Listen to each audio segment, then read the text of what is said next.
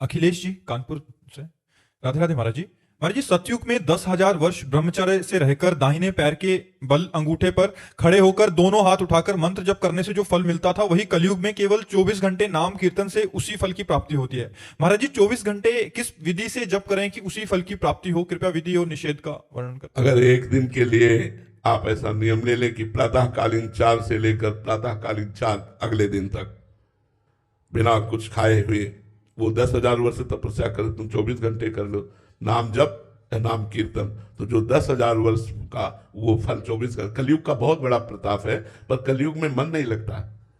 सबसे बड़ी समस्या यह है कि सतयुग आदि में मन बड़ा मतलब इतना मन को साधे हुए लोग थे कि कहीं भी मन से भी कोई पाप ना हो जाए।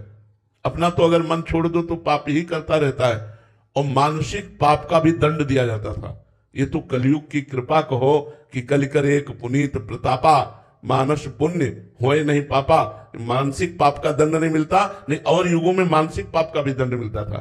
बड़ा सावधानी का प्रसंग है।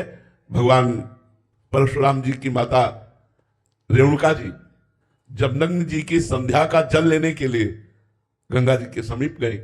वहां देखा एक गंधर्व अप्सरा के साथ विलास कर रहा था। बस देखती रह गई। इतने में विलंब हो गया तो देखा संध्या का समय तो निकल गया, अब क्या करें। गई और सर झुका करके जल अर्पित किया।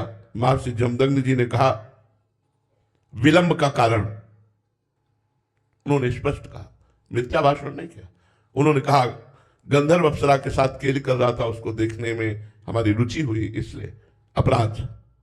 एक पतिव्रता होकर दूसरे पुरुष के विलास को देखकर तुम्हारे मन में रुचि उत्पन्न हुई, इसलिए तुम दंडनीय हो, अपराधी हो, तुम्हें दंड मिलेगा। अपने पुत्रों से कहा उठो और इसका गला काट दो। किसी की हिम्मत नहीं हुई कि मां का गला काट दे। थोड़ी देर में देखा परम ब्रह्मचारी भगवत स्वरूप भगवान परशुराम जी थरशाली उपस्थित हुए, हर समय अस्त्र रखते थे। प्रणाम किया, उनका बेटा अपनी मां का गला काट दो।